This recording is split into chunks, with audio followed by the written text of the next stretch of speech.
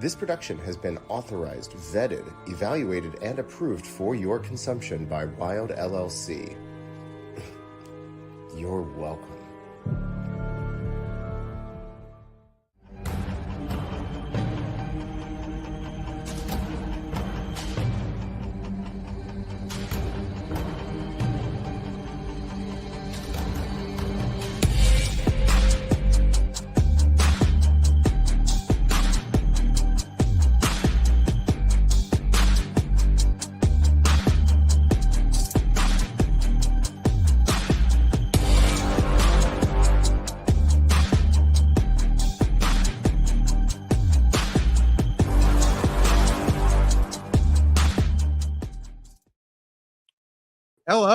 Hello, welcome. Hi there. Yes. Hey there. Oh there. We're back. Good to see you.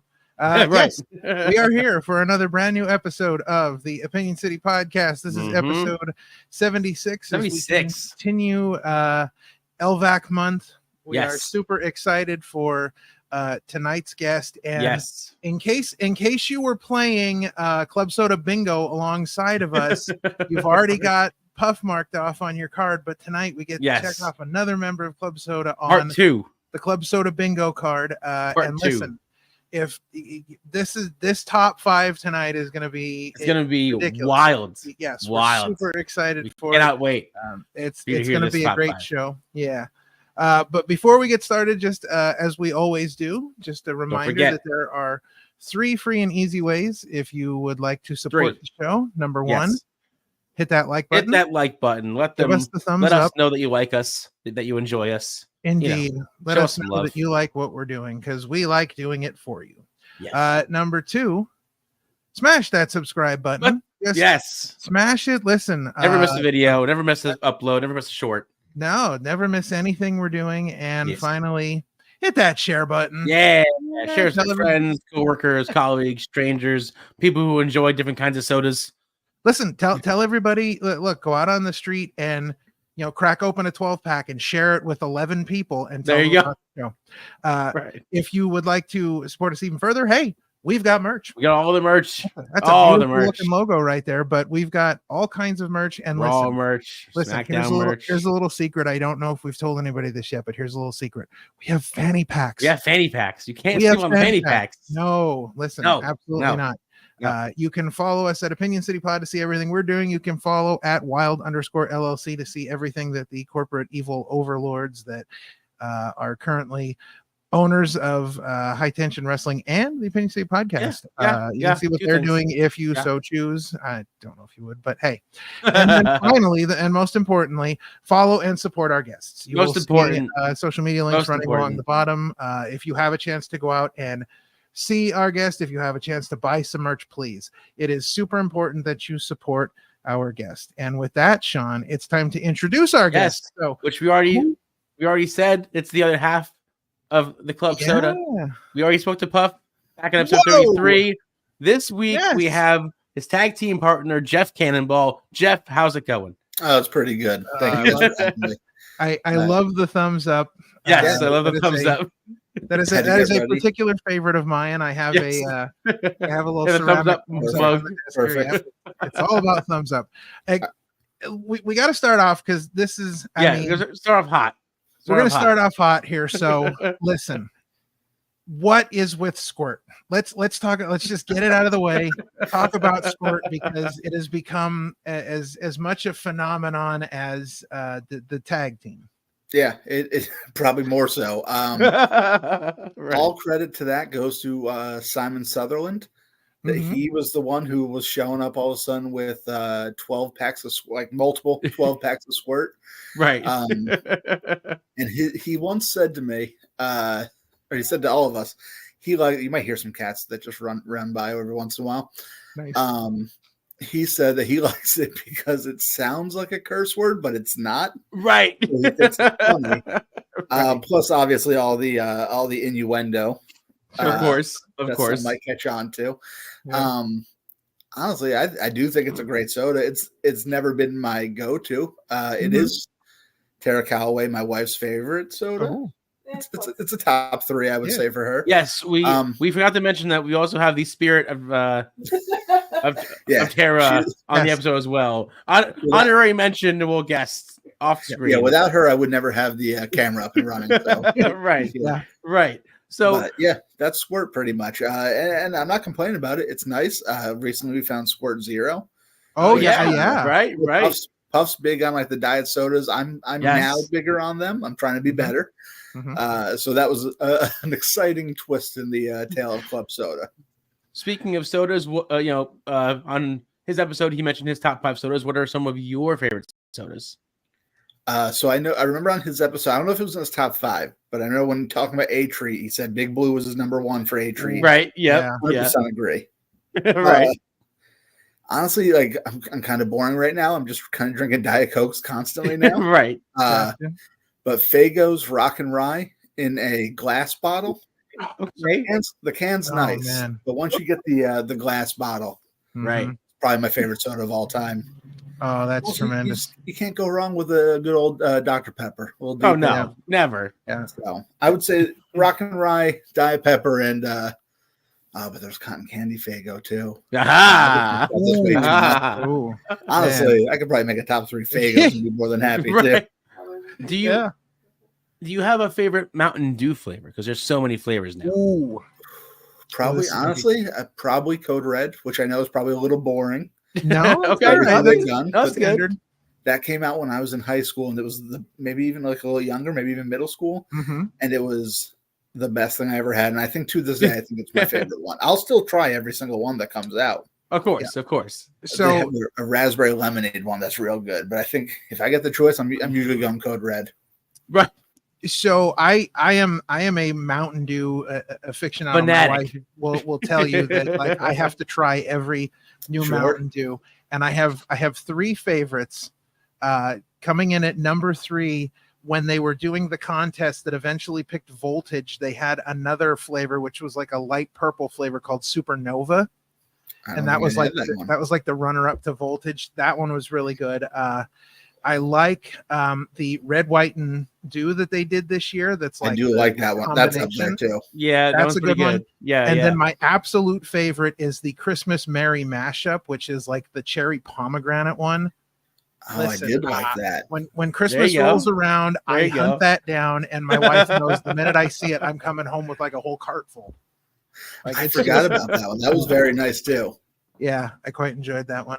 I definitely drank too many of the red, white, and blue ones. Right. Yeah. Wait, it's a very good one. How many is too many? Do you have like a certain amount in one day? It's too many, or I would say no. I would say if I'm drinking the heavy sodas, I'm not beating one a day usually. Okay, right. Contrary to what the internet probably thinks about me, and it's all my fault. Right. I would say probably like 3 times a week of a Mountain Dew might have been too much, but I probably did more than that plenty of times. Right. So not to like dispel or any illusions here or pull back the curtain too much, but my wife has brought me a soda. There you go. That was all time. By the way, this is Starry from out of the fountain from Sam's Club. Okay. There you go. We did. I wasn't too big on Starry, but I'm not like a big like Sprite guy, so I get it. Yeah. Right. So we were at Steel Stack SmackDown 3 this year, and we were there a little earlier in the day because they were having like an Oktoberfest around. And we were sitting outside the Arts Quest Cafe there, and I look up, and all of a sudden I see Simon Sutherland walking towards us carrying nothing but 12 packs of Squirt. It was just it was a moment. Yeah, I fully believe that. And he was trying to keep the Squirt Zero hidden the whole time. I don't know if he was still hiding it yet at that point, but right. Once he got there, he was very secretive about it. Well, that was like a big reveal. That was like a new member of the team. Right. Yeah. Like Squirt. Then bam, Squirt Zero. Yeah. Coming at you. And Puff's been asking for that since day one. Oh yeah. I don't think I didn't know there was a Squirt Zero. I don't know if he did, but Puff is big on just drinking like the 0-calorie drinks. Right, the zero sugar. Yeah, so I know he's wanted that from the beginning, and I think that made his day more than anything. I bet. I'm sure it did. Yeah, it was very surprising. Speaking of Puff, so why don't you tell us how all of that sort of came together? You, Simon, Puff, Club Soda, the whole team. Sure. So Ultramantis Black came up with the name Club Soda. That was all his idea. He actually asked us. Of course, makes sense. Would you guys want to tag? Right? He goes, would you want to tag together? And this is what I'm thinking about for the name. And we were all for it. Before that, we had tagged 2 or 3 times for Circle 6. And we never had a name, to the point where we were doing promos about trying to come up with a name for us. Right. Never came up with one. Ricky Shane Page, who was booking Circle 6 at the time, never came up with a name. We were just puffing Cannonball every time. Right. And then when Mantis texted, I don't think it was a group chat, but I'm sure we both got the same text. But when he texted, like, I was thinking about the name Club Soda, I was like, yeah, obviously. Like, there's no better name than that. And I think that's been such a hit. And I remember when we got announced for like the first show as Club Soda, Ricky hit me up and he goes, why didn't we think of this? Like, that's the perfect name for you guys. Right. So I think part of it was, hey, you guys are 2 like fun-loving fatties. Like, this is a good team. You both really like soda. So what about this name? And like, Ultramantis just killed it with that one. Yeah, right. So good. I mean, it's just the whole entrance is perfect. Now, when you guys first started doing the entrance with the Squirt, did you automatically start doing it with the fans, or did that kind of naturally come about organically as you guys went along? I don't know if there was ever a plan to hand them out, but I think the fact that Simon Sutherland was bringing 24 plus to every show, we weren't drinking it. So I think it was a natural, like, handed out. I don't think it was discussed. I don't remember. But I think it was like, hey, you brought all this and we're not going to drink all. And hopefully that was his idea from the beginning. I was like, well, hand this out. It'll be fun. And I hope his idea wasn't, hey, you guys drink 24 of these. Right. Well, times like right before we go out, where I will like take a couple sips because I can't find a water or something. Right. And then I'm like, oh, this was a rough idea. Like, I'm feeling it already. Right. Then we go out and drink half a can, like 2-3 cans throughout the night. Right.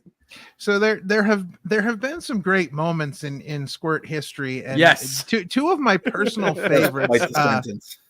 Well, yeah, right. So at Steel Stacks this year, there was a large gathering of kids right next to where we were sitting at ringside, and Avery's kids got Squirt from Simon Sutherland, which I thought was hilarious. Yeah, it was. They cute. quite, and they were not the Squirt Zeros, so I'm sure Avery appreciated that as well. But at the last show at National Sokals with the exploding squirt can in the corner, right? Were you aware of all of that? I don't think I was. Yeah, so they had the 12-pack was in the corner, and I think there's only one can in the whole thing left, and I think it was the ants went to do a move, and they hit the corner, and Electro Ant stomped on the one soda, and it just exploded exploded everywhere, the whole corner. Yeah. Oh, everyone was covered. Yeah, I do remember this. I remember he got booed after that. Right. Yeah, they had to get mops and everything out. Yeah, they cleaned the whole thing up. Everywhere. I feel like that's been the big downfall of Club Soda for LVAC, not for us. Right, it's just LVAC. There needs to be a mop on hand, like not this past the big show. Right. Steel Stacks. I'm blanking Steel on Stacks. names. You're good. But right. The year before, I blame the kid. But the year before, Brandon Kirk took one and just dumped it on the floor, the entire thing on the floor. Yes. I feel like that's been like, and they keep booking us as a team, and they know the act. I mean, they basically made the act. But I think the big dilemma is it becomes a mess. Yeah. Right. But speaking of not only like how Simon came up with the Squirt idea, well, I just learned, I was talking to you a couple years ago about, meeting with you, is that he actually also made your theme song. Yeah, that was all him too. I don't know if he even gave it a name, but that's 100% him. He asked, like, hey, is it cool if I do this? And I don't remember what we came out to the first time. I think Mantis might have even been like, hey, this is what you guys are coming out to, and we just rolled with it. Right. So, like, I was all for it. I think we came out to a Hootie and the Blowfish song once. You did. Nice. That, it was the same Sokol show at the Exploding Can. You came there out. You go. That it was sense. Only want to be with you. Yeah. And that was all Puff's idea. And then nice. I think, and I side with management on this. They were like, no, we like the other song better. Right. So we're playing that, which I agree. Like, what? I mean, not that I'm a big club guy by any means, but like, I assume Hootie and the Blowfish isn't getting played at your hip clubs for the right.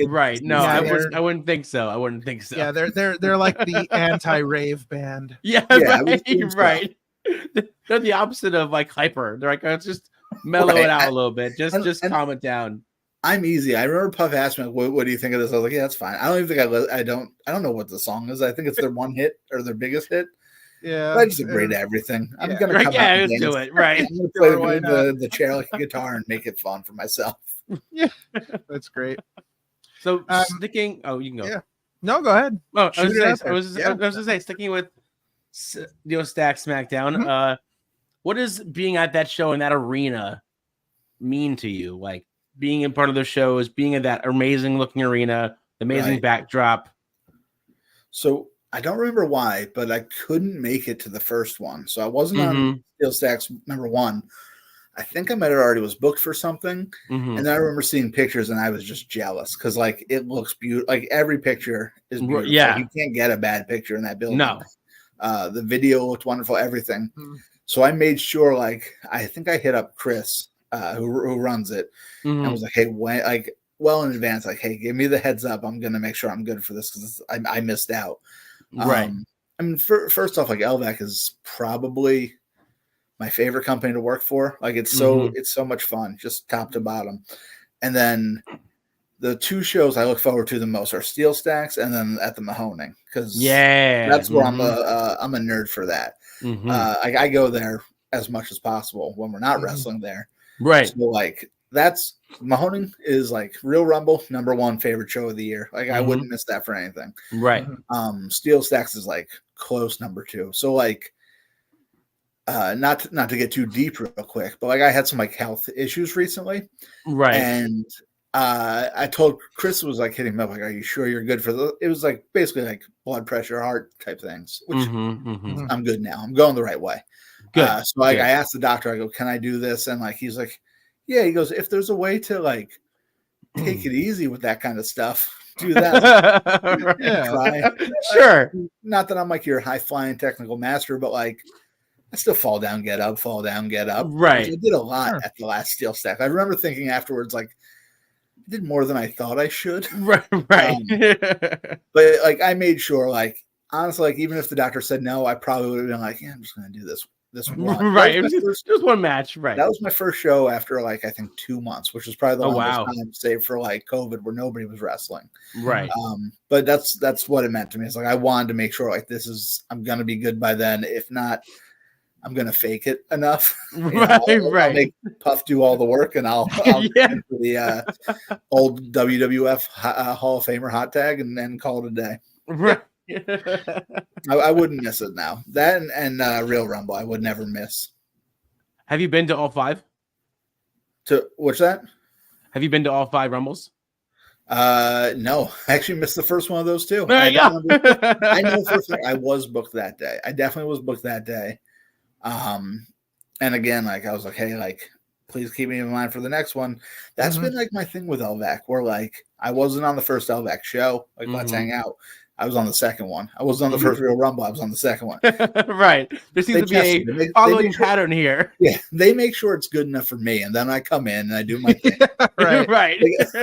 I don't know what the reason is, but it just seems to always work out where it's like I'm not good for this one, and then the next one I'm like, please let me know. And now like Mahoney, like I'll make sure I'm free for that. Like I never went there until that second year. I fell in love with it, and me and Tara started going like all the time up until we had the kid. Now this year it was only like 3 times, but I would go every weekend if I could. It's my favorite place on earth now. So the first year they had Real Rumble, I lived about an hour away. Now I'm 10 minutes down the road from That's wild. It's such a great place. Yeah, head over there whenever they have, they have so many cool things going on there. The stuff. If I were that close, I would live there. I'm an hour and 40 minutes. You would just have a little tent out there. Like we're good. I'm here. I'll sleep right outside the grounds and crawl in the morning and be good. they're more of an experience than just a movie. Like, absolutely. Like being there is such a, it's such a different atmosphere. But if I'm not mistaken, was it you or was it Puff that got locked in the trailer? That was me. That was me. Yeah, that's right. That was you. That's what I thought. The trailer that Virgil, who is I think he's the owner now. He's the owner now. Yes, he is the owner now. Yeah, he stays there throughout the season. Like, that's his home during the season. Yeah. And so awesome. I was locked in his home. It was nice. It's a nice. There's like 3 beds. It was spacious for that trailer. Wow. I will say it smelled what I assume like Bonnaroo smells like, or like the basement in that '70s show. It smelled like that. I don't know what God! I don't know what. Hey, listen, I have no idea. Well, you've had some memorable moments at the Mahoning. You and Chris Worthless had a no disqualification match where you guys were fighting in a kiddie pool. Yes, that was. We went to the trailer in that match too. There you go. Yeah. So you're a trailer veteran. Yes. Yeah, me and Virgil just hang out in there when I get. Just hang out in there. Yeah. You're like Puff. You got this. I'm gonna go hang out with Virgil. Exactly. That's great. But yeah, no, that match was great. Me and Worthless was great. I remember I got hurt in that match too, and just didn't tell anybody for like a year, and I'm pretty sure I had broken my foot and just never got it fixed. A whole year, you're all right. Jesus. Oh, no. Wow. No. There were days I remember where I'd get off the couch and be like, I don't think I can walk right now. Like, I can't put weight on this. And like an adult before I had a kid, I ignored it. And right, like an adult, naturally. Sure. But I remember I took something on the grass, and I think my heel just like dove into the ground. No good. And it sucked. But I can walk now. Yeah. Well, that's the important part. No harm, no foul. Right. I didn't believe in doctors back then, but once you have a kid, you believe in doctors all of a sudden. Oh, right. Yeah, all of a sudden I didn't believe in them because that sounds like I'm doing some conspiracy thing. I was just lazy and didn't go. I just didn't want to. I'll pass. I just didn't want to go. Yeah, I didn't want to know what was wrong. I believe in doctors. I don't believe in medical bills. That's there you go. That's even better. We have even better. Yeah, we butt heads on that one. So, do you have a favorite Steel Stacks moment of yours? Oh, I don't know. And it doesn't have to necessarily be in your match, just like watching the show. Right. Yeah. That's hard. I actually haven't gone back and watched this year's show yet, which I want to do. Mm-hmm. Part of me is like afraid to watch my match because, like, even though it felt good, like I said, it was my first match in like a month and a half, so I was like, it probably sucked. If I watch it back, I thought it was a great match. That was a great match. Thank you. I at the time I loved it, but it was one of those things where I'm just like in my head after. But it was great watching a very good professional wrestler come back. I did watch that. I actually made sure I went out and there was like a little catwalk to the entrance, and I watched that. So that was. I really enjoyed that. Like, I know he can be a bit of a curmudgeon, but I love that dude, and I love his entrance. I love his entrance. So good. His entrance is one of the best things I think I've ever witnessed in wrestling history. Because I remember the first time I saw it live with Ralph, and he warned me. He's like, "Listen, this is the thing that happens." You know, just like he gave me the warning. Not that you need one. Just this is what he does. So. When he had his arms raised and he dropped them, I'm like, all right, cool, it's over. And then he stood there. I'm like, wait, isn't it over yet? And then it started doing. I'm like, oh God. And I'm like, oh Jesus. I'm like, okay. Yeah, but that was like the one thing I went out of my way. I made sure I watched that. So that stood out. And then I watched the Orange Cassidy entrance from the last. Oh yeah. I wanted to hear what that sounded like. Dude, that roof blew off as soon as he walked out. Yeah. The thing that sucked about it was I was on right after that. Right. But I think we did good. We did good, I think. But I remember good. Well, listen, when you're behind the curtain going, well, we're screwed. When you're Club Soda, you can follow just about any act. And we made it work. We made it work. But watching it, I was like, oh, we're done. we're in trouble. Oh, what's crazy to me is that Avery already retired once. Yeah. But now he comes back like once a year, and it's like no time has passed. No, not at all. Both in ring and like in like his shape, like his physical. He's crazy. Mm-hmm. Yeah, but he's great. So it was a lot of fun to watch that. Like I made sure I went and watched at least the beginning of the match because I want to see the entrance more than anything. Oh, of course, yeah. And such a great match. Just everything you would expect from him, but then just a little bit more. Like the teaming of him and Lucky 13 was just, I don't know, it shouldn't have worked, but it was great. Yep. Yeah. So definitely good stuff. Steel Stacks is such an atmosphere though, and it's crazy. You know, like the people you see walking around, like Carrie Silken just comes and hangs out. Yeah, like, you know what I mean. Like, yeah, it's just it's insane. It's strange, but I love it. It is a lot of fun there. It's no Mahoning for me, but it's right there. It's a close second. Yeah. So, how did your association with the LVAC all come about? Like, how did you find out about the LVAC? Did they approach you, or how did that all work?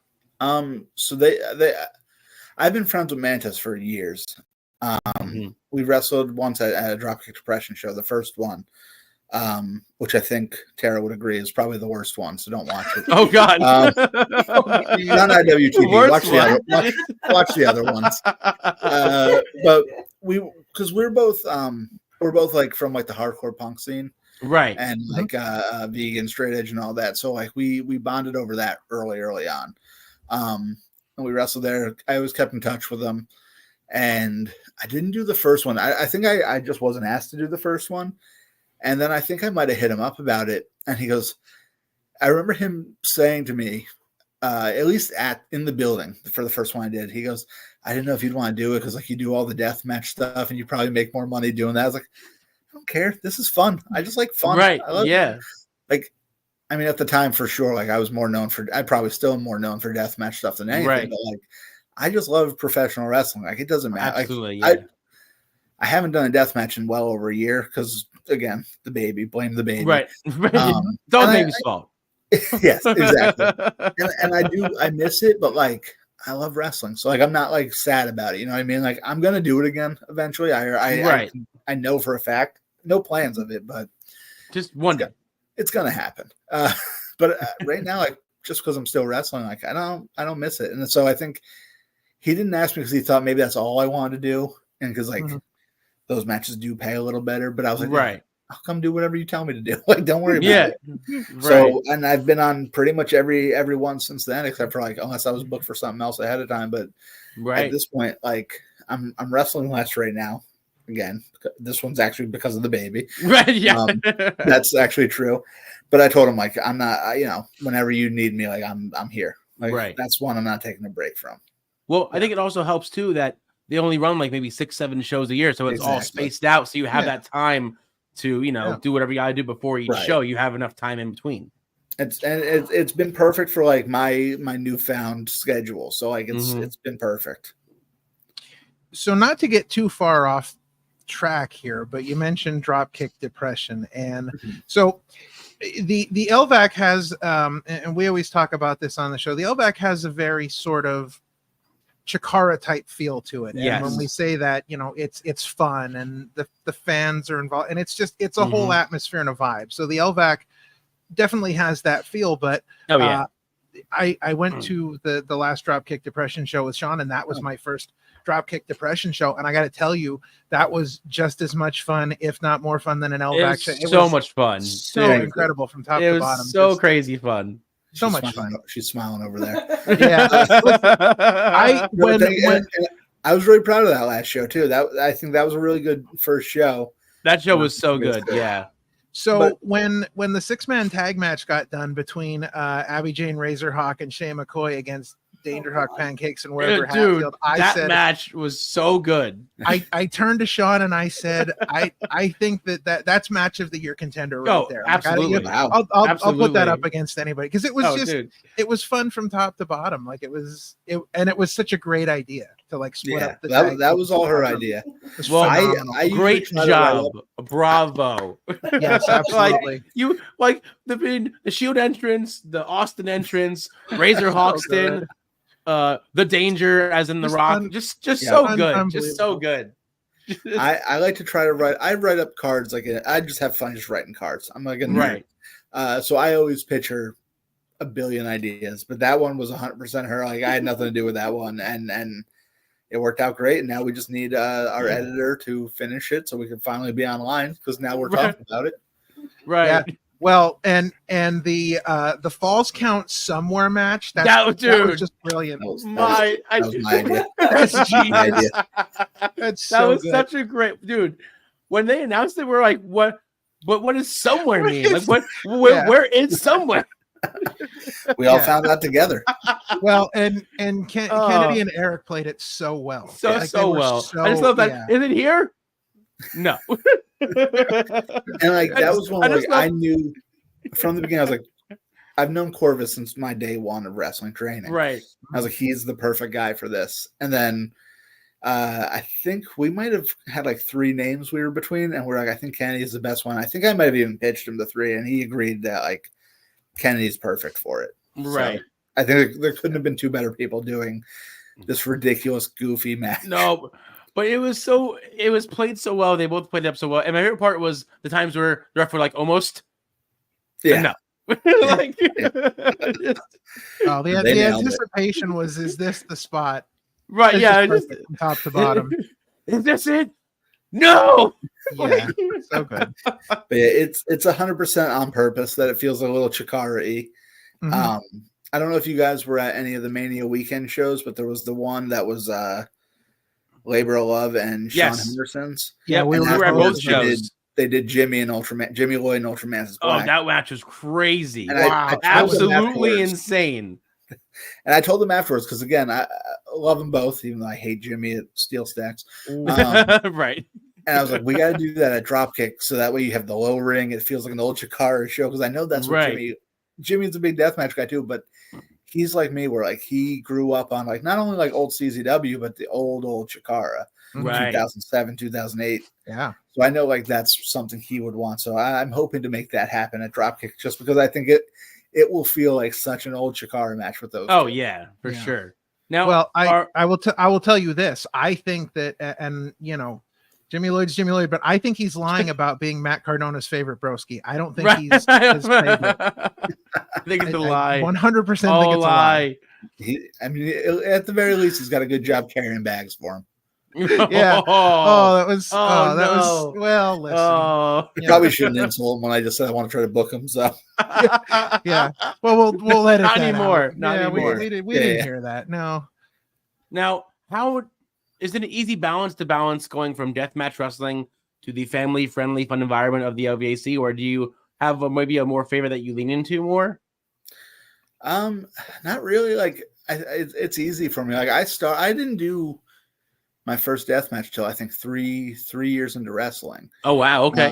So like I was doing like admittedly crappy like North Jersey like terrible shows, but they were family friendly, and like that's how I got my start for like 3 years, and then I did my first deathmatch, and I always wanted to do it from the beginning. I've always loved it, but I always wanted to do both kinds of wrestling. Like I wanted to do normal wrestling, like. You know, I look like this. I'm not going to go out and do like a technical master fight, but I could wrestle. And I think with LVAC to this day, like I still kind of have like a little bit of that, like I'm paper cutting people or like the barbed wire mat. The worst move since the roll up is the paper. Is that? I'm not going to say anything more. But today while doing laundry, I had an idea for a new move. Oh no! Puff and Puff goes, people are gonna hate. You're gonna make people uncomfortable. So, oh no! I didn't even tell her this yet, but you'll see it the next show. Because Puff was all in on it, but he goes, people aren't gonna like this. Oh no! So I guess stay tuned for that. Yeah, and you'll know it when you see it. Yeah, I promise. We will think back to this moment. Yeah, for this. Yeah. Yeah, I love doing death matches. I love doing regular. Like I just love pro wrestling. Like I love watching. I love doing it. Like I know Puff doesn't watch it. Never cared. No, he doesn't know. He doesn't. Tell you that. Yeah. I fell in love with it like super young. My dad got me into it when I probably couldn't even walk yet. Like or barely walk probably. Mm-hmm. Right. And just I've loved it ever since. Like I'll still go back and watch. Like. Everybody hates on it, but I love 93 to 95 WWF. Like that's what that's my nostalgia. Like I grew up on it, and like everybody's favorite genre is nostalgia. And for me, that hits the spot. All the dumb gimmicks and stuff. Are you guys familiar with ICW? Yes. I have asked several times to Dan DeMonte, who runs that, for 2 matches. One is Hornswoggle. Of course, right. In the chains, I would like to wrestle Duke the Dumpster Drowsy. Oh, Unfortunately, DeMonte doesn't see it the way I see it. So. Listen, I was at the Chikara show he did, and it was insane seeing Duke the Dumpster Drowsy again. Like that was just. It's a moment you can't imagine in your head what it's going to be like, and then it happens, and you're like, this was so freaking cool. Yeah, I'm trying to get him. That's my era of wrestling. So again, I'm going on tangents, but I just love all wrestling, no matter what it is. So like doing LVAC, doing deathmatch is like it's all pretty much the same to me. Like I know that's kind of like a boring answer, but no, not at all. I love doing it all. I'll do whatever I'm told. So going back, what was your earliest? What is your earliest wrestling memory? So I specifically remember, and I wasn't. It definitely wasn't like that year that it happened. But I remember my dad coming home from work, and he worked at the post office. But I think somebody so do I. Nice. I think somebody at his job gave him a VHS of WrestleMania 3. Oh, okay. I remember and I don't remember like anything before this, but I remember specifically being like, "Oh my god, I'm going to see Hulk Hogan versus Andre!" Like I was really excited about that. That's genuinely probably the earliest memory I have of wrestling. I was never a Hogan guy. I was always an Ultimate Warrior guy. He was the reason I fell in love with wrestling. He's the reason I wanted to be a wrestler. I know that you can say what you will about his skills or his personal beliefs, but he was the reason I wanted to do everything. Like he's probably the reason why I'm still like kind of like a niche wrestler and not necessarily, you know, like he's probably to blame for a lot of that, but. So, like, I remember watching WrestleMania 6, and when he beat Hogan, flipping out. I remember crying when Papa Shango made Black Ooze come out. Oh, right. I have a lot of young memories. I remember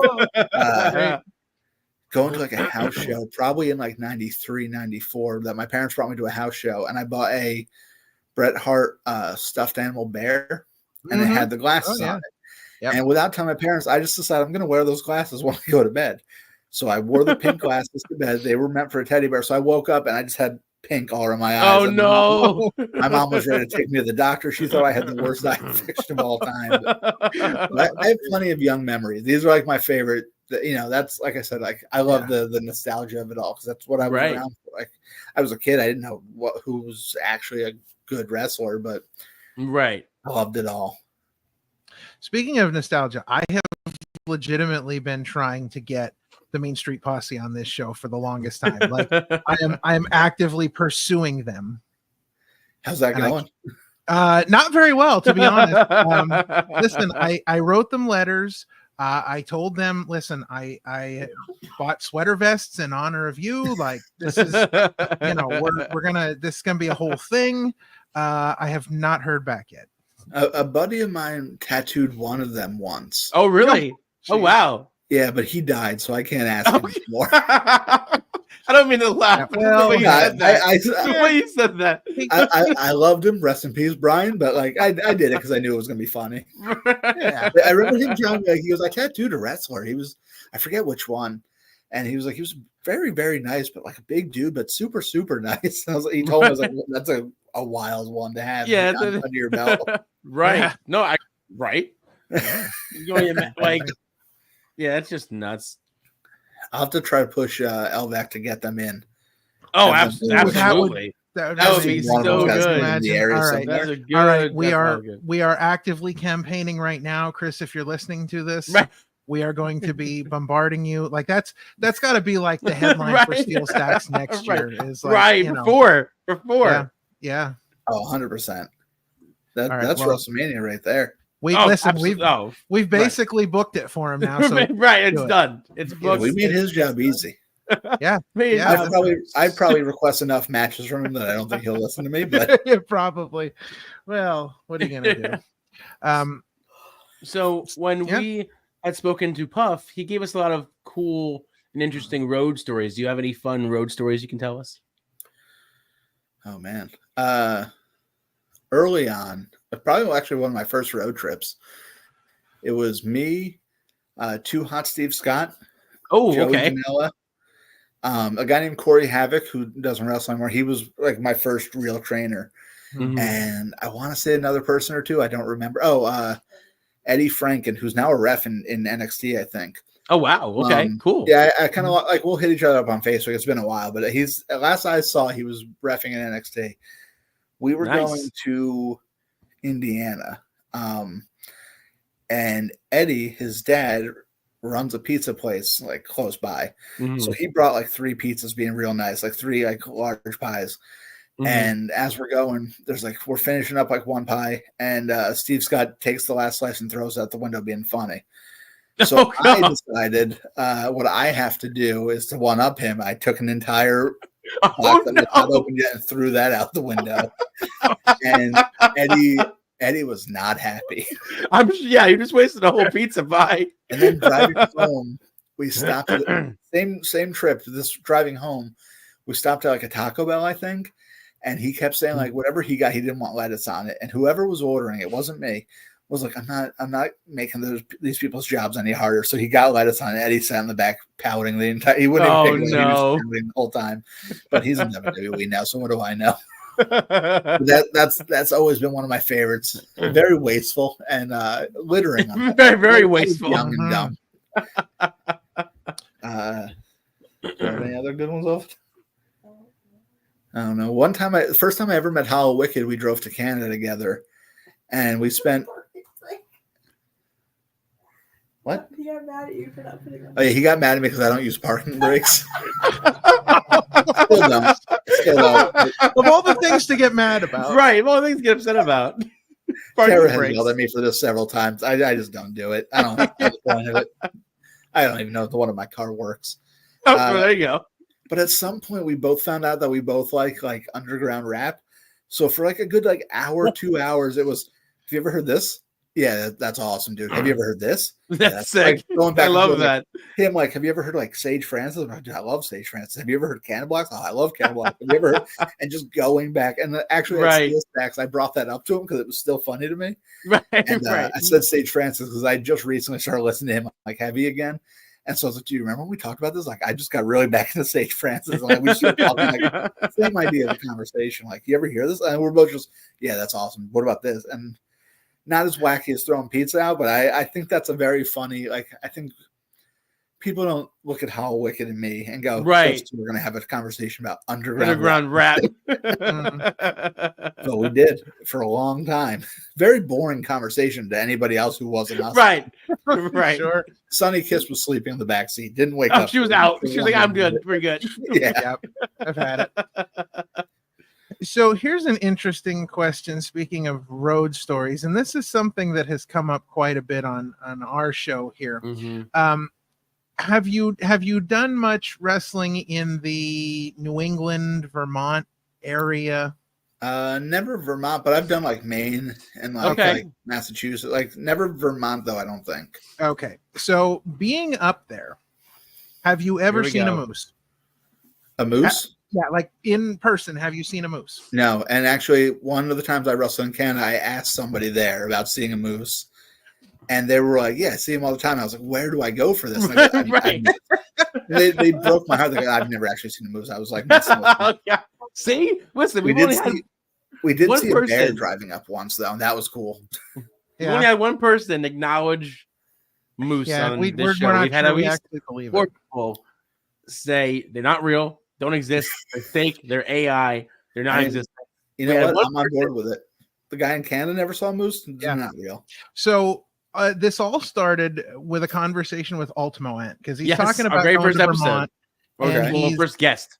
Yeah, so he's driving up there to Vermont all the time, and he's traveling with CC Boost, and so they're trying to find moose because they've been told there's this highway in Canada where more people are killed by moose than anywhere else in the United States. So every time they go up there, they drive up and down this highway looking for moose, and they never find one. Never see it. Nope. But CC Boost has guaranteed that if they ever find a moose, he's going to get out and wrestle it.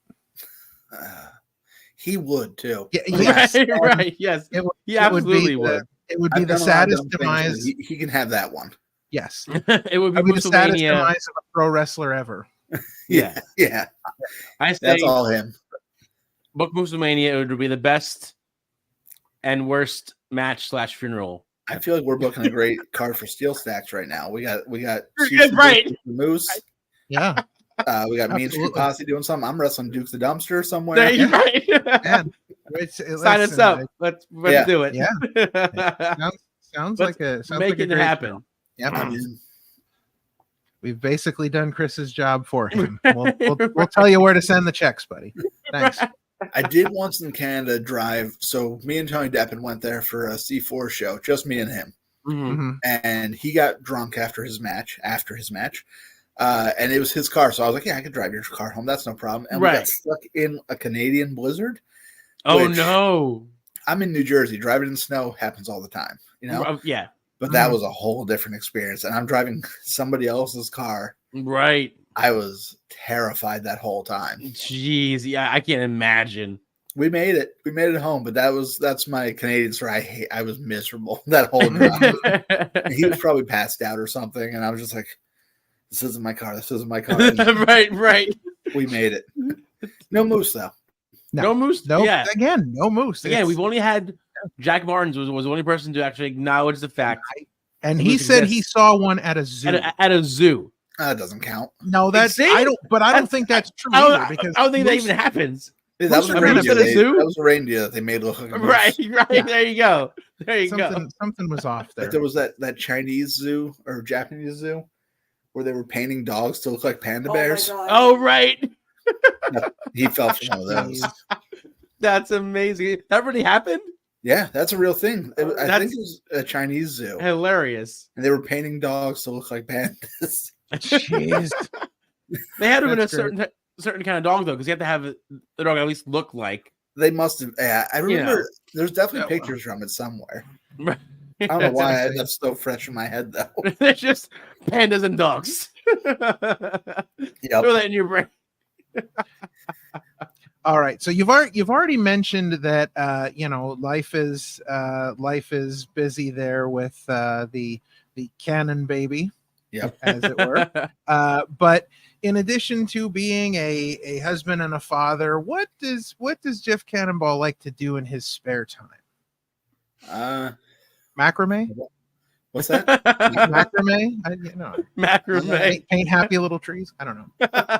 I mean, now, besides for like wrestling, it is really all about just hanging out with the wife and the kid. Mm-hmm. Especially, I work a job where I work 12-hour days, so like I really, I have to cherish those times I can. Yeah. What do I do? What do we do? He's got to ask. Yeah, what do I do? We gotta ask the wife. We go to the drive-in as much as possible. Nice. Twice a year, we go to a horror convention that happens in Southern Jersey. Monster Mania. Yes. Monster Mania. Yeah. Yes. I've been many times. It's amazing. Yes. I'm a big horror movie nerd, as you can see. Nice. Time. Yes. And there's a chainsaw. Yeah. I'm a horror nerd, so a lot of that. Like I'm doing the whole 31 movies of October thing right now. I'm already up to nice. I'm up to 26 because I watch a lot. Right. I do like board games. Haven't gotten to do that much. Nice. I'm a nerd. Yeah. I'm a nerd. I watch a lot of battle rap. Okay. All right. I watch a lot of battle rap.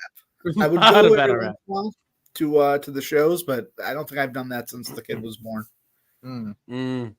Just guys yelling mean poems at each other. I love it. Right. It's pro wrestling. It's two people who don't actually have a problem with each other.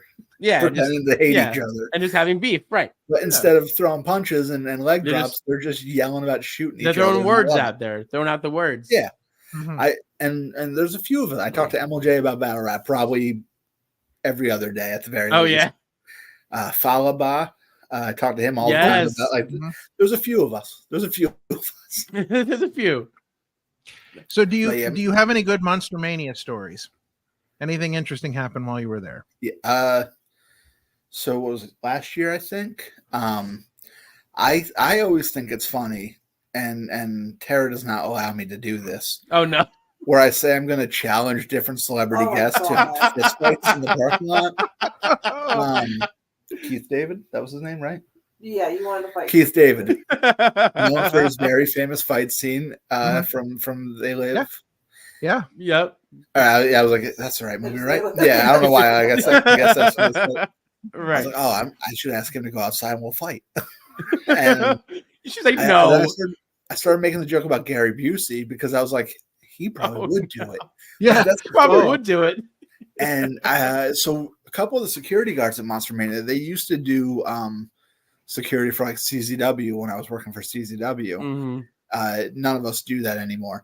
And so like we always make time to talk with them. And I said to one of them, I go, I'm going to go try to fight Gary Busey. And he goes, oh, I wish you would. And he's like he's volunteer. You've seen him like 100%. Like you might not know, but he's like big white beard, kind of an older guy. Mm-hmm. And he was like, I wish you would. He's such an asshole. And like he hated him. He was telling me stories from, like other conventions about hating him. Mm-hmm. And then we'll usually only do like one day, maybe two at most. But then the next day is the day that Gary Busey was escorted off the premises by police. No, because not as funny, but he was grabbing ladies' butts, like people who asked him to take pictures, and he would start feeling them up. And so, like the day before that, Eugene, who was a security guard there, was like, "Oh yeah, I wish you would fight him." And then that happened. So I was like, "That's crazy." I wish you would. He was all about it. He was all about it. Right. Yeah, I can't imagine. I always feel nice. I mean, this is going to sound cocky, but I get recognized like one or two times almost every time. That feels Love nice. it. That's all. That's cool. Dude, honestly, a movie nerd, and those are my people. So like, yeah, it feels better.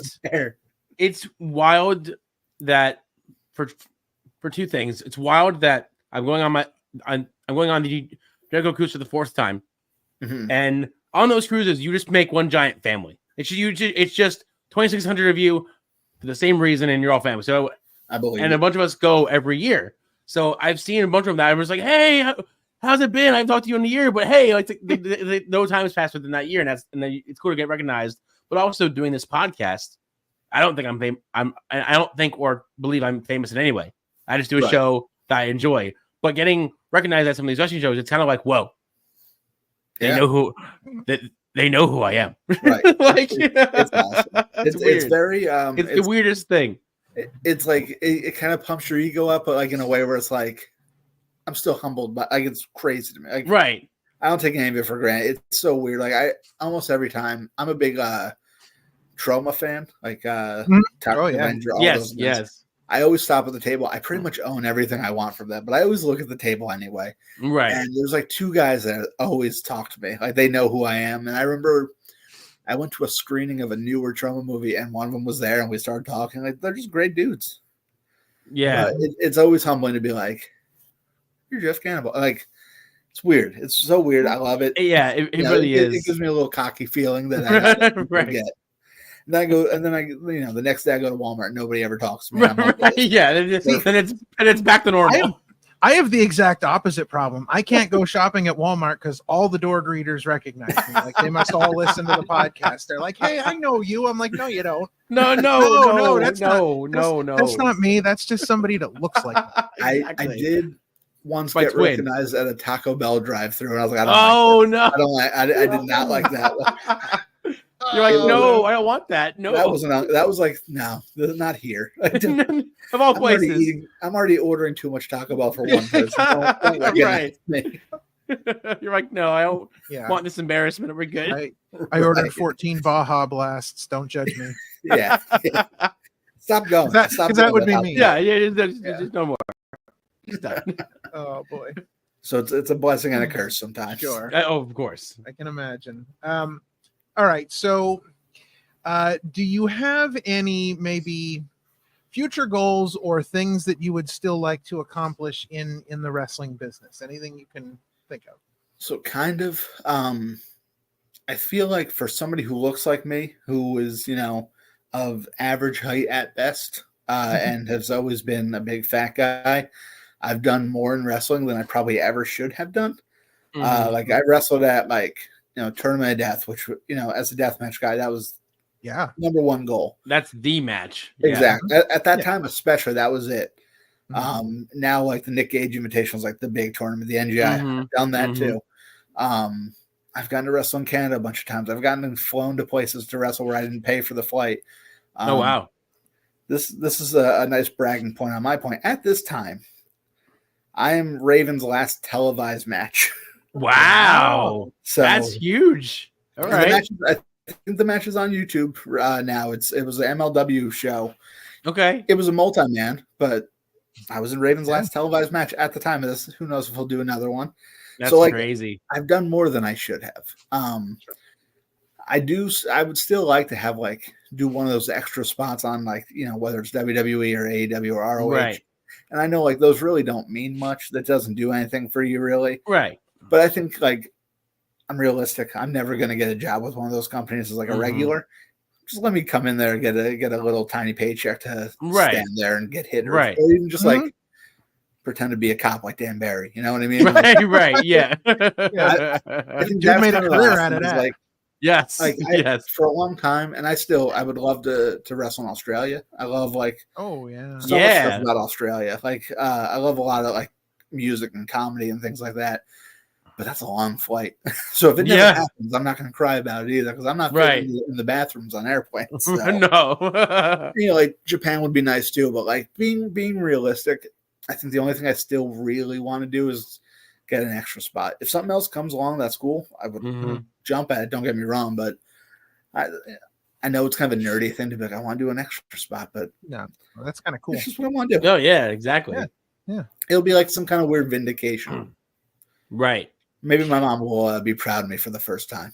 Oh God! Wow. I'm kidding. I have a great relationship with my mom. I was gonna say. Well, listen. Just tanked it real quick. What we need to do is we need to tell Chris that Steel Stacks 4 needs to be in Australia.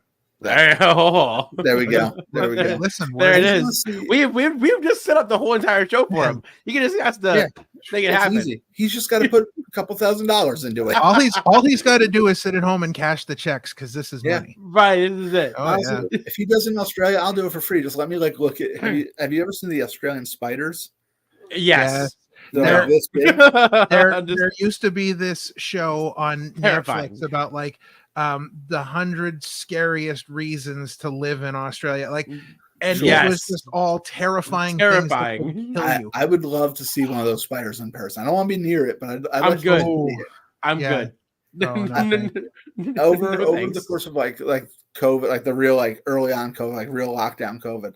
I became friends with a bunch of Australian wrestlers just talking online, and they would tell me stories of I woke up and one of those spiders was on my head. I was like, no, absolutely, I'm leaving. Bye. The house is back to the States. I'm never coming back. Yeah, that's it. I just want to see one because it doesn't seem real to me. Just like Moose. Yeah. Well, listen. That might be the last thing you ever see if you see one of those. Yeah, right. That is fair. Right. All right. Well, with that, we have come to the time for our final question this week, presented by the good folks at the LVAC. That's right. Why don't you take it away, buddy? Let's do something slightly different this time around. I didn't even know it's the route. this is off my head. Because we're sticking with the LVAC good, theme. You might get fired. No. And it's LVAC month. So instead of asking this question, I'm going to ask something different. I'm going to ask you, what does the LVAC mean to you? And what is the significance that working there has had on your life? I'm sorry, what was the second part? What is the impact that working there has had on your life? I was already friends with Mantis going in there, but I've become so close with Chris, who also runs it. I think I've also been a pain. I don't know if you guys were at the show where it was supposed to be a street festival, and then afterwards I got on the mic. We ended up main eventing. It had to get moved inside because it was raining. We were there. And after a match, I got on the mic and was yelling about taking the ropes down, putting barbed wire up. I've become a real pain in Chris's life, but he's become one of my closer friends I've ever made through wrestling. And same I've met so many people through there. I never knew Avery Good until I wrestled Dasher Hatfield there. So I think LVAC, and it's I want to say it's no pressure, but that makes it sound like you're all just mailing it in and not trying hard. But it's no pressure in the way where I feel like it's one of the few places where everybody's there just to have fun. From wrestlers to the crowd. If you try to talk to Ultramancer or Chris during the shows, they're not having fun. They're beyond stressed. Right, yeah. So afterwards, when I text them and go, hey, when's the next one? They go, I don't think there is going to be a next one. It's been happening since show number 2. Right.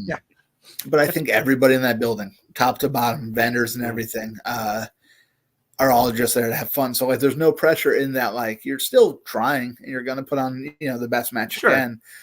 But it's almost just like, you guys are here for the same reason I am. We're just going to have fun. And I think that's why like we can get away with, we're going to come out and throw soda everywhere and dump it on you. If you want, we're going to dump it on you. And everybody's just having right. I've even like the guy who at most of the so-called shows who sells like the vegan food over in the corner by the bar. Yes. I've been to his house and said he's babysat my kid. Like I didn't know. Oh, wow. Like I've made like real friendships through this.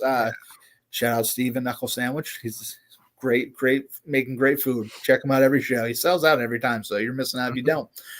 And I think it's also just impacted me where it's like there's been times. So I want to say like 2-3 years ago, my last 2 matches I had was one was a GCW show, and I had one of the worst matches I ever had. Oh, like, no. Probably not, after like my first like 5 years, probably one of the worst matches after I think I got passable at best. Oh, God. And then I did LVAC, and it was like one of the big multi-mans. I think it was me. Tara was in it. How Wicked. I forget who else. Puff was on the other side. It just big multi-man. It was like a Christmas show. It was the end of the year. Mm-hmm. And I had a great time. Everything in the match went smooth. And it was like, all right, don't beat myself up over one match because there's still plenty of fun to be had here. Sure. And I feel like I feel that way every time with LVAC. Plus, they introduced me to the Mahoney Drive-In, which, as I said before, that's my happy place now. Mm-hmm. So they've done a lot for me. I think like with wrestling and without, they've put me in a better headspace. All right. That's my sappy thing. Don't tell Chris though. No. Listen, I'll text him an insult later about some. Right. There you go. I'll balance it out. Yeah. Balance it out. His stupid velvet paintings. Well, listen, you can just show him a picture of that sick tiger painting you've got on the wall. Right. There. Yeah. That'll put him to shame. That's a painting by a pretty popular tattoo artist, Akira Latanzio in Brooklyn. I highly suggest checking him out. Wow. I've known him since 2nd grade, but now he's like a famous tattoo artist. So he did like a raffle, and it was like $100 for a ticket, and I actually won. I even hit him up like, if you work that, like, please don't give this to me. Right. Yeah. I didn't expect you to win either. So right. Yeah. Very cool. Support R&D Tattoo. That's where he is now. Yeah. Okay. Awesome. All right. Well, with that, it is now time to get to our main event top 5 list. Which so excited! Here's a big surprise because I didn't see this one coming. This is also presented by the LVAC. I did not see that coming. Good swerve. And that was a big surprise. I didn't. Big surprise. And I made the graphic, and I still didn't see it coming. All right. So what do we have tonight? So excited for this week's theme. It is not only on theme for LVAC, but it's also on theme because it is October. Halloween is right around the corner. So we're doing top 5 LVAC versus horror movie character dream matches. Yes. And I cannot wait to hear what you have for us because you have done your homework. You said you have way too much thought into this. I'm so excited. Yes. Got my phone because I will not remember them. So if I'm looking down, don't think I'm being weird. No, you're good. So I didn't do it in order of how the card would go. Okay. Because that's not a top 5. I did it in order of matches I would want to see. Okay. Awesome. Okay. Perfect. So the first one, and I tried to be slightly like entry level horror, just so everybody would understand the characters. Right. Because right. I can go off on some weird nerdy stuff. But right. The first one kind of goes against that. Are you guys familiar with the movie Basket Case? Yes. Yes. So Belial. Yes. Yes. Oh yes. I have him versus Lucky 13. Oh wow. And the reason for that, of course, is every time I've wrestled Lucky 13, he has kicked me in the crotch. Every time he wins a match at LVAC, he's kicking people in the dick. Belial doesn't have a dick. So there you go. Oh, that's great. I realized after I made this, I didn't put cheeseburger on, and I feel like you can't have an LVAC show without cheeseburger. So he's refereeing. There you go. All right, why not? Yeah, well, thinking long term, Lucky loses the match. He gets mad at Cheeseburger. They have a match later down the line. There you go. Yeah. Up next, this could probably main event the LVAC, but this is only number 4. Am I going too fast? Should I let this? No, you're fine. No, you're fine. Yeah. So up next, again, probably could be the main event, as we all know. LVAC loves doing their wacky multi-mans, especially for the mains. Yes. So we've got the team of Ultra Mantis, Frightmare, and Hollow Wicked. And they'll be wrestling Pinhead, the fat Cenobite, whose name I don't remember. Oh. Yeah, I don't remember his name either, gross, but the fat one, and I could say that because I look like him. And then also with them is the CD Cenobite from Hellraiser 3. Oh, wow. Who shoots CDs out of his head. Man. So the Hellraisers versus the Spectral Envoy. Yeah. And it's basically a bunch of dark and evil characters. Yeah. So they're basically fighting for whoever's the most evil. You know what I mean? Yeah. A real heel versus heel match. The most devious. Yeah, devious. Well, and what would be great about that is if the CD Cenobite was shooting Ultramantis's own CD at him. Perfect. Yeah, Perfect. Right. Like, that would be great. And I think that's the comeuppance Ultramantis deserves. Yeah. Oh, right. And I'm also going to say Hellraiser 3 is not as bad as everybody acts. It's so much fun. I love it. Right. It's not 1 or 2, but it's still fun. Sure. Right. Number 3 also could be a main event. Could be a main event anywhere, not just LVAC. Okay. All right. Dan Champion versus Freddy Krueger. Oh, and now, okay. My thought on that is Dan Champion's basically the face of LVAC. Yes. Mm-hmm. No question. I would say you can make an argument for Jason or Michael, but I would say Freddy's the face of most horror icons. Right. Mm-hmm. And I know you guys are horror fans now, so you can tell me if you disagree, but I think that would be the no, I think you have the ultimate good against the ultimate evil. It's when people who don't even know anything about horror movies think about horror movies, Freddy Krueger is right up there. Like people know who that is. Right. It's an icon of horror. So you have like your main top 3. Even if you're a horror fan, you know who Jason is, you know who Krueger is, and you know who Myers is. And I could see Dan Champion in a match maybe with Orange Cassidy or somebody that puts Dan to sleep. And when Dan falls asleep, out comes Freddy Krueger. There you go. That's there you go. Message Chris. That's on Steel Stacks now. There you go. Yeah, there you go. On the card. There you go. Because we got to get to Freddy, so he's got to wrestle Orange Cassidy first. But yeah, right. Yeah. It's like Big Dan versus like Jason, who's big. That works too. But right. Freddy's just got the charisma. I think he would be the best pro wrestler of the 3 of them. It would also be like the best promo build, I think, for a match ever. He's gotten a better promo than Michael Myers. Yes. Plus, he never did a really garbage movie with Rob Zombie, so I think that also works. Yes. Which I just watched that for the first time this month, and I learned that people like it, and I don't understand liking that. No offense if that's you. Well, people have their dark secrets, and that might be one of them. I like Hellraiser 3, so I'm right there. Everybody's got one in there. Yes, lots of horror movies. So I also like the Puppet Master movies. I like plenty of garbage. Well, listen, that's like people that tell you that Leprechaun Back to the Hood was good. That was the second Leprechaun movie I ever saw in my life. Oh yeah, that was a mistake. Listen, the rest of the series holds up. 3 is still incredible. Yeah. Yes. Leprechaun 3 is still perfect. 4 in space, not so much. But we can go space with Dan Champion and Freddy Krueger too. I don't know. Right? Yeah. Sure. Why not? Up next, I've got Erica Lee. Okay. Versus, I put the original Pennywise just because I feel like that. No, that's fine. This is gonna be a special stipulation. It's a honk off. Don't know what that means, but Erica likes saying honk. Pennywise honks thing. Right. Oh, that's great. So we got a real honk off on that one. That's funny. That's borderline over the edge, but funny. Yeah. I love it.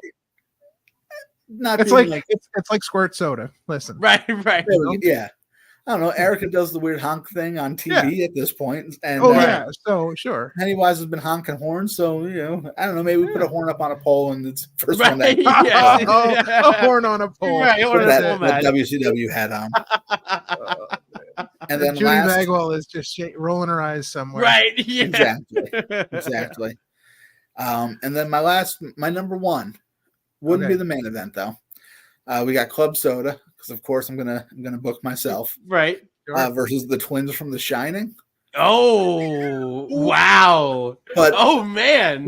So Ralph, I don't know if or either of you, I don't know if you guys were at the more recent Monster Man where the twins from The Shining were there. No. They're both very in their 80s probably. Mm-hmm. So it's those ones, right? Not the children. Do they still look like twins? Oh yeah, very much so. Yeah. But I think it's mildly less offensive for me and Puff to beat up old people than children. Right. Probably. Probably fair. Plus, it's just an easy match for us. We're winning, Yeah. That's so. Great. Off the top of your head, do you have an idea of what you would call this show? Oh man. Ooh. Yeah, I do actually. Steel Stack SmackDown 4. I love it. Oh, it's in the books. Listen, it's in the books. Just Steel Stacks is going to be an amazing show next year. Don't miss out because if any one of these things happens that we've talked about tonight, it's going to be an amazing show. Yeah. I mean, Freddie has been in an LVAC ring. Oh, really? You were in the match. It was in one of the matches. Tara was, I think Ultimo Ant might have been in it as well. Mm-hmm. Some kind of multi-person match, and the lights went off, and they came on, and Freddie was in the ring. So that's amazing. The Halloween hangouts are sorely missed. Yeah. I'm gonna push Chris to do that again. I mean, not this year, but right next year. Yeah, next year we'll do Halloween. Yeah, I'm February. Pretty sure this year he told us this has been the most dates he's done. Yeah, the most at LVAC is this year. Yeah, it's been a crazy year, and they had a show canceled. They were supposed to be at the Iron Pigs again this year. Yeah, and things didn't work out with the date. Something else came up, and it didn't work out. But I forget what it was. But yeah, I mean, even with that though, they've run a lot more this year, which is perfect for me. Who at the beginning of the year was like, all right, I'm only going to wrestle these shows from LVAC and like a handful of others. So it's been great for me. I'm still wrestling. Right. I was thinking about this top 5 subject. I was half expecting something like Alf versus Cujo. Alf has gotten involved in my matches, so I'm sick of his crap too. Yes. Yeah. Hey, he turned on Puff. I was locked in a trailer, but I saw it. You were walked. Yeah. You were like peeking out the window. Yeah, you were like, shoot, let me see what's going on out there. So yeah, it's gonna be Alf versus Jason and Michael handicap. Oh, okay. Gotta get the legends on. That's the the Legends Battle Royal. Yeah. That was an amazing top 5. That was even better than I thought it was going to be. I can't wait into it. I can't wait to see. Listen, there was you could tell that there was a lot of thought put into it. That the Lucky 13 Belial match, I thought the psychology between why they would wrestle and why you would have them, that was perfect. Right. Very good. I also love That's the Case too. I'll throw that one out there as well. There you go. Right. Well, that's like saying you like Thanksgiving 3. No, okay, yeah. I know. we used to try and watch that every year and see if anybody can make it all the way through, and almost nobody ever did. I don't think I ever have. It's the worst. The worst. 5. So, before we get out of here, I know you said that. I know you said that. You mentioned that your match at Steel Stacks was your first match back in some time. Mm-hmm. So, what do you have anything coming up that you'd like to talk about before we get out of here? I mean, I don't know if this is like going out, like when it's going out. I'm wrestling tomorrow in South River, New Jersey. Okay. It's a local show. It's with a company I didn't start with them, but I did a lot of bookings with them very early on. And then once I slowed down with wrestling, Eric Corvus helps book it. I reached out to him and I said, hey, like I'm doing less now. If you guys would have me, I'd love to just do it just because it's local. It's fun. Right. They're 20 minutes down the road from my house. and he said I'd love to have you. So I do their shows like once a month, maybe every other month. It's UWA Elite. I know they're on Twitter. I don't know. I'm not good with ats and all that, but they're on Twitter as UWA Elite and all that. And then I'm doing another show for them in November. And I think as of now, that's all I really have booked. Okay. I'll add a couple more things here and there. Like I've talked to Sean Henderson about doing stuff with him again. Right. But as much as like my health is getting better, like I'm still like, it's like a mental game. So like I'm still worried about that a little bit. But any LVAC thing, I'll be there. Most UWA Elite things, I'll be there. I'll start being on Sean Henderson shows. Right. And Labor of Love, Billy Avery's company. Like I'm a big fan of what he does. I'm not on the next show, which I think is like next week. It's in, but I've been talking to him as well. But next week, support everything he does, and if I do more, it'll be on the social medias. Yeah, but heck yeah. Well, here's to hoping that we see you at the holiday hangout this year. Yes, I will be there. I will be there. Yeah. So, one more question before we get out of here, because I know Ralph wanted to ask about it, but we never really got to it. What? And I don't think we've ever had the proper chance to ask this, but what is it like as a wrestling couple going to different wrestling events and doing everything kind of like together but apart and all that kind of stuff? I mean, this is also for the spirit of terror out there. Yeah. Early on in our relationship, we definitely slept in the car together a couple times. I remember we went to Virginia, I think, and we slept in a car, and that was North Carolina. Okay, North Carolina. There you go. I'm pretty sure we got to a venue early in Virginia once and slept in the car. It was us in Tremont. We also it's a lot of person in one car, right? To hang out in DC one day because we wrestled in Virginia together. Yeah, we wrestled in Virginia together once, and then we're like, hey, well, let's just stay down here for the rest of the weekend. We had a little DC vacation. Nice. So yeah, I think it's worked out well. In wrestling, you always hear like don't date other wrestlers, right? And as much as this has worked out for us, you know, having a kid and all that, I don't think I recommend it to everybody. Right. I think it helps that like we have other similar interests, and it's not just all based on wrestle. Right. But yeah, and I think like when we did more shows together, it was very much like you said, separate but the same thing. We'd watch each other. So we would ask each other for ideas if we didn't have anything. Like I said, I wrote that card, the card for today, but I'm always writing things down. So like I'll have like ideas and like, hey, this would be cool if you did this, and like, it would work for me. So I think it's worked out in that sense. And then it's cool that like every once in a while I could be like, hey, we're not booked on anything. Do you want to just go hang out at this show that's 40 minutes from the house and see this person? So even though I'm not on every show, I'll still go hang out. Like I hung out like in an ICW show recently. We went to a Sean Henderson show recently. Like I just like hanging out with people. Yeah. Hell yeah. And it works out for both of us. Did you have anything to add on this, Spirit? No. I don't think she was ready to be involved on the spot. Boom. Yeah, but I don't know. I don't know if that fully answered what you asked. No, I was just we're just it's always just curiosity about like, you know, how that plays out, because you know, right, especially like on the bigger scales, right? You know, you have these couples that have kids, but they're always on the road, they're always away. It's like but also even the smaller status, it's kind of the same thing, just not as on the bigger scale. Right. And like we've dragged the baby to a couple shows, and he's on his best behavior most of the time. He's a very social baby. So like that's helped out. We're like at the last Dropkick show, he was there for most of the show in the locker room. And like if I couldn't hold him, K-Trooper would hold him, who was ring announcing that show. Ultimo Ant, right? He's been good with him. Mike Seaway. There's a wrestler named Mike Seaway. He doesn't do much outside of like our like local area, but he does all the Dropkick shows. Our baby took to him. Like he loved it.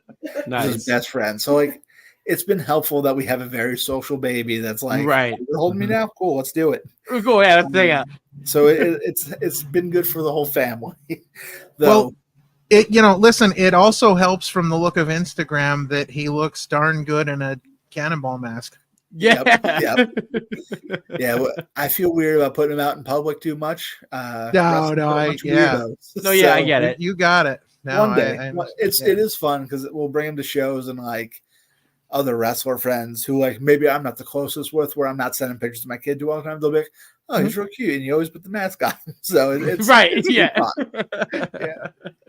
All right. Well, this has been a phenomenal episode. Getting to chat it up with you a little bit about wrestling and life and soda and wrestling and life and soda. All those great all those things. The three big things. The three big things: wrestling, life, and soda. Yep, yeah, that's what it's all about. But sure, we'll so another X4. Yeah, that's right. We've the planning committee here has spoken. The planning has spoken. Chris, we'll get that off to Chris, and we'll make sure that he books all of that immediately. We expect that done very soon.